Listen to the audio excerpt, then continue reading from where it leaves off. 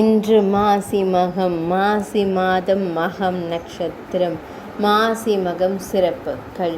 மாசி மாத பௌர்ணமியுடன் கூடி வரும் மக நட்சத்திர நன்னாளை மாசி மகம் என்று அழைக்கப்படுகிறது. அனைத்து மாதங்களிலும் மகம் நட்சத்திரம் வந்தாலும் மாசி மாதத்தில் வரும் மகம் நட்சத்திரம் மிகவும் சிறப்பு வாய்ந்தது. அன்றைய தினம் கடலாடும் விழா என்று கொண்டாடப்படுகிறது. பிறவி பெருங்கடலில் வீழ்ந்து துன்பக் கடலில் மாய்ந்து அழுந்தும் ஆன்மாவானது இறைவனது அருட்கடலாகிய இன்ப வெள்ளத்தில் அமிழ்ந்து திளைக்கச் செய்யும் நன்னாளே மாசி மக கடலாடு தீர்த்தமாகும். தீர்த்தமாட இயலாதவர்கள் விரதமிருந்து ஆலயத்திற்கு சென்று இந்நாளை கொண்டாடுவர். மாசி மக புனித நீராடல் செய்ய இயலாதோர் மாசி மாத புராணம் என்றழைக்கப்படும் மாக புராணம் படிக்கலாம் அல்லது கேட்கலாம். அதுவும் புண்ணியமே. மாசி மக திருநாளில் அனைத்து திருக்கோயில்களிலும் தீர்த்தவாரி உற்சவம் சிறப்பாக நடைபெறுகிறது. மாசி மக தினத்தில் நெல்லையப்பர் ஆலயத்தில் பொற்றாமரை தீர்த்தத்தில் திருநாவுக்கரசருக்கு தெப்ப விழா நடத்துவர். இதற்கு அப்பர் தெப்பம் என பெயர்.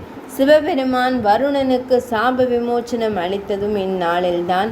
இதனால் சிவனை வழிபடுவதற்கும் உகந்த நாளாகிறது மாசி மகம். உமாதேவியார் மாசி மாதம் மக நட்சத்திரத்தில் தான் தட்சனின் மகள் தாட்சாயினியாக அவதரித்தார் என்பதால் மிகவும் புண்ணிய நாளாக கருதப்படுகிறது. மாசி மக நாளில் அம்பிகையை குங்குமத்தால் அர்ச்சனை செய்து வழிபடுபவர்களுக்கு இன்பமும் வெற்றியும் தேடி வரும். தந்தைக்கு முருகப்பெருமான் மந்திர உபதேசம் செய்த நன்னாளும் மாசி மகம்தான். இதனால் முருகனை வழிபடுவதற்கும் சிறப்பான நாளாக மாசி மகம் அமைகிறது. பாதாளத்திலிருந்த பூமியை பெருமாள் வராக அவதாரம் எடுத்து வெளிக்கொணர்ந்த நாளும் மாசி மகம் தினத்தன்றுதான். இதனால் இந்நாள் பெருமாளை வணங்குவதற்கு உரிய நாளும் ஆகிறது. அன்னதானத்தின் பெருமைகளை உணர்த்துவது மாசி மகம்தான். அனைத்து தெய்வங்களையும் வழிபடுவதற்கான சிறப்பு நாளாக மாசி மகம் அமைகிறது. இந்த நன்னாள் தோஷம் நீக்கும் புண்ணிய நாளாக கருதப்படுகிறது. இந்நாளில் புண்ணிய ஸ்தலங்களை தரிசிப்பதும் புண்ணிய நதிகள் தீர்த்தங்களில் நீராடுவதும் பாவங்களை போக்கும் என்பது ஐதீகம். நதி, கடல், குளம், புண்ணிய தீர்த்தங்கள் போன்ற இடங்களில் தர்ப்பணம் பிதுர்க்கடன் செய்வது நன்மையை தரும்.